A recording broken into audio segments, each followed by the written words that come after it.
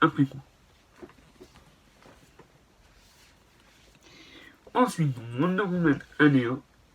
Donc voilà, quand je disais par exemple un point d'entrée, ben, ils l'ont fait sur Wonder Woman, la première année. Donc ça, je trouve que c'est une bonne idée. Moi qui ne lis jamais, enfin qui ne lis quasiment jamais de Wonder Woman, je crois que j'en ai aucun d'ailleurs, je trouve que c'est un bon point d'entrée de commencer par Wonder Woman année 1. Donc c'est dessiné par plusieurs dessinateurs, Nicolas Scott, Minis Emily, Mirka Andeflo, et scénarisé par Greg Rucka. Donc, je vais vous montrer une page où on va Wonder Woman en action. Et les dessins ont l'air assez sympatoches. À la rigueur, oui, le seul Wonder Woman qui m'intéresse vraiment en comics en ce moment, c'est le Wonder Woman 750. Il était d'ailleurs chez Urban, où ils ont fait une couverture rouge vraiment somptueuse.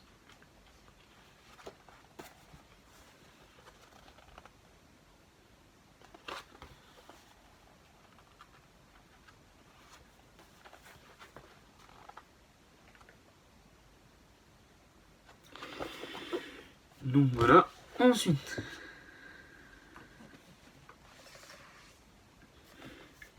Harley Quinn, complètement Martin. Donc celui-là, c'est le volume 3 de la collection, mais c'est le premier tome de la série, donc Harley Quinn. Donc encore une fois, donc c'est un bon point d'entrée. Après celui-là, je pense que c'est un comics dispensable, mais qui peut être fun et divertissant, et encore une fois, pour 5 €, bah, on va pas s'en priver. Donc c'est scénarisé par Amanda Conner et Jimmy Panimotti, et par une blindée de dessinateurs, dont Jim Lee. Et ouais. Ouais, ça se voit, il y a des pages à la fois cartoon, des pages sérieux, enfin bref. C'est assez bordélique au niveau des dessins. Donc c'est pour ça, je pense qu'on peut se perdre assez facilement.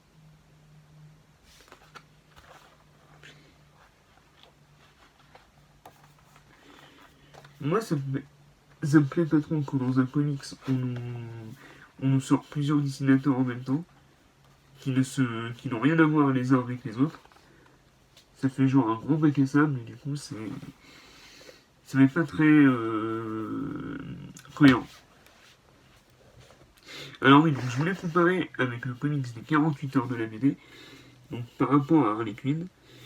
Donc déjà là, le papier est différent, les couleurs aussi. Mais en plus, dans cette histoire-là, enfin dans ce comics-là, il y avait une histoire en plus. Il y avait ainsi naissait Harley Quinn. Chose qu'on n'a pas dans le comics de la nouvelle collection. On n'a que le premier tome complet. Et le format est aussi beaucoup plus petit.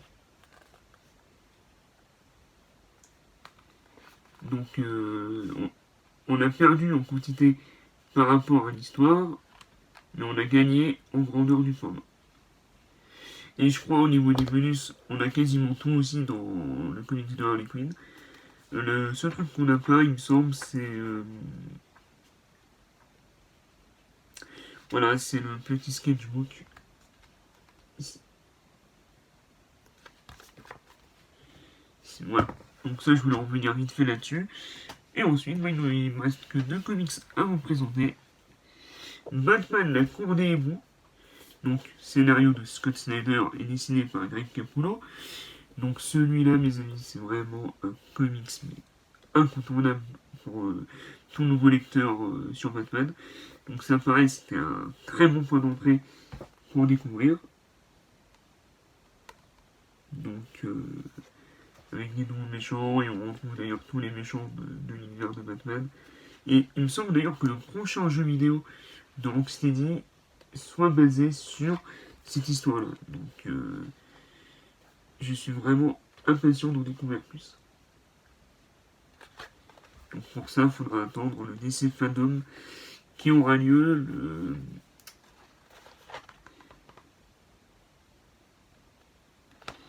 qui aura lieu, je crois, le 25 ou le 28 août, je suis dans ces eaux-là. Et enfin, alors lui, c'est vraiment un comics qui m'intéressait. Il s'agit de Batman White Knight.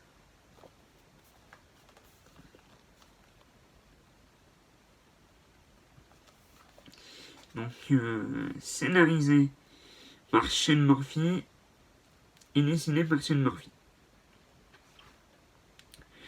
Donc, c'est vraiment un comics de Shane Murphy. Le mec, il a fait.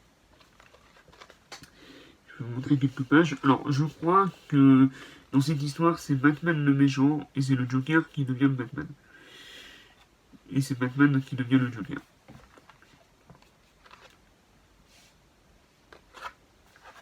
Et ça, c'était un comics qui m'intéressait vraiment à sa sortie. Et je l'avais pas pris. Et ben du coup, je peux le découvrir dans cette petite collection. Donc voilà. Donc je vous ai présenté les 10 volumes de cette collection. Maintenant, je vais vous présenter le Batman Silence pour le comparer avec le volume de la collection Opération Été donc 2020. Pour voir si en effet il est bien complet, s'il manque rien. Et s'il manque des choses, je pense que ça va être juste les bonus à la fin. Voilà le Batman Silence, l'édition hardcover de chez Oman. Donc il m'avait coûté à l'époque 35 €. Donc évidemment, la qualité du papier n'a rien à voir avec cette édition-là. Là, on est sur les papiers glacés. Les couleurs sont beaucoup plus propres, c'est beaucoup plus travaillé.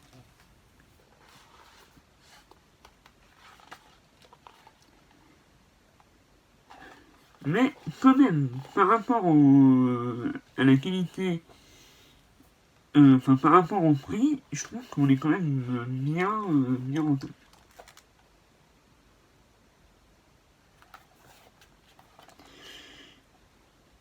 Et donc oui, donc qu'est-ce qu'on perd?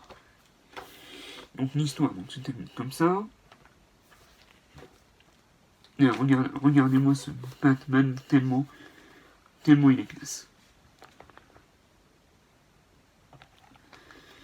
Donc l'histoire s'est terminée comme ça. Et nous avions une galerie de bonus, des commentaires de Jim Lee, des couvertures. Ouais, il y avait la totale niveau bonus hein, sur ce comics.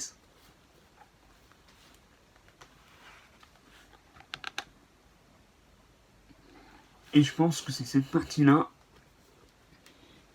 qu'on a plus dans cette petite édition. Donc on va vérifier pour fermer.